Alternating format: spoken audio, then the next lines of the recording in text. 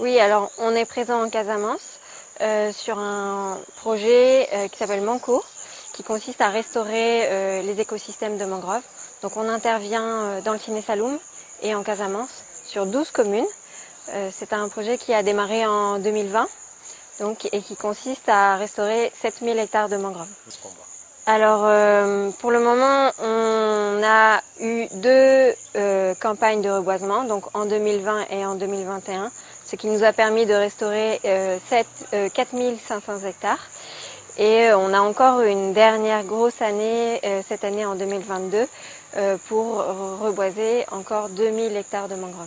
Les méthodes de fonctionnement de l'Océanium, ça consiste vraiment à reboiser la mangrove avec les communautés locales et pour les communautés locales qui sont très dépendantes de ces écosystèmes de mangroves. Et c'est pourquoi on fait tout ce travail avec les villageois, les groupements, les associations qui sont présents en périphérie ou dans ces zones de mangroves, et c'est avec eux vraiment qu'on restaure la mangrove. Cet écosystème est vraiment d'une importance capitale, autant pour les communautés locales qui en vivent, pour les ressources, la pêche, la riziculture, parce que les mangroves protègent les rizières aussi, les crevettes, les huîtres, etc. L'apiculture, et c'est aussi des écosystèmes d'importance pour la biodiversité. On a bon nombre d'espèces marines de poissons qui viennent se reproduire dans les mangroves, et c'est aussi des écosystèmes très importants, par exemple pour l'avifaune, le lamentin d'Afrique de l'Ouest qui est une espèce emblématique, etc.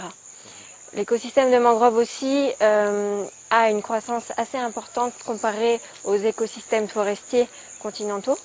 Et c'est des écosystèmes qui permettent aussi de séquestrer du carbone et donc de lutter contre le réchauffement climatique. Comme je vous disais, en 2022, donc on a vraiment des objectifs importants en termes de surface. On est sur 12 communes, dont 10 communes qui sont en Casamance.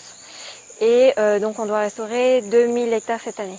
C'est vraiment des objectifs qui sont très importants et c'est pourquoi on appelle vraiment la mobilisation citoyenne, les groupements, les associations, les citoyens à participer à nos activités de reboisement. C'est vrai qu'on a appris nous aussi au fur et à mesure de nos expériences, au fur et à mesure des années, les zones qui sont propices et les zones qui sont moins propices. Les écosystèmes de mangroves sont quand même des écosystèmes qui sont difficiles à restaurer. Il y a des paramètres limitants comme la salinité, le pH de l'eau, la température de l'eau. Et ça, tous ces paramètres font que on va avoir un taux de croissance ou une survie des arbres qui va être différente d'une localité à l'autre. Alors, au fur et à mesure du temps, donc nous, l'Océanium, on a beaucoup capitalisé en expérience, en connaissance sur ces écosystèmes, ce qui fait que maintenant, on arrive mieux à cibler les zones où ça va bien marcher. Aussi, on a différentes espèces qu'on essaie de restaurer. L'espèce la plus importante en Casamance, c'est le Rhizophora, même plus importante au Sénégal. On a d'autres espèces de mangroves qui tolèrent mieux la salinité, par exemple la Vicenia et le Conocarpus ou le Langucunaria sont aussi des espèces de mangroves qu'on connaît beaucoup moins, mais qui sont aussi là en Casamance et qu'on essaie de restaurer. Là, plus particulièrement, on avait des objectifs assez importants en 2020, 2021, 2022, car on a un projet, un bailleur qui avec qui on a contracté un projet de 7000 hectares supplémentaires.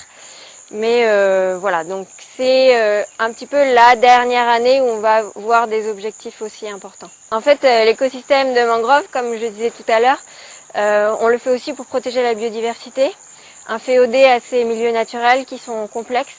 Et le lamentin, c'est une espèce emblématique qui en fait partie et qui était vulnérable, classée sur la liste rouge de l'UICN parce que en danger d'extinction.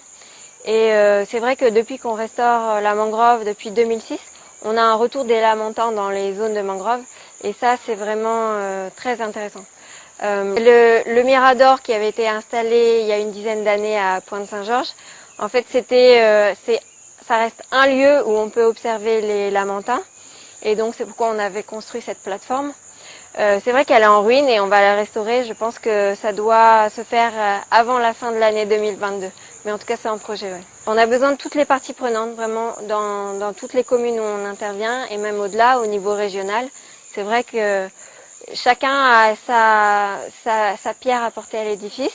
On doit travailler dans le même sens, de manière générale pour la protection de l'environnement, pour la protection des ressources naturelles, la lutte contre les déchets, la protection de la biodiversité. Et c'est vrai qu'au niveau institutionnel et au niveau des autorités locales, nous, Océanium, on a besoin d'eux et vraiment on les sollicite pour qu'ils nous appuient aussi dans ces campagnes de reboisement.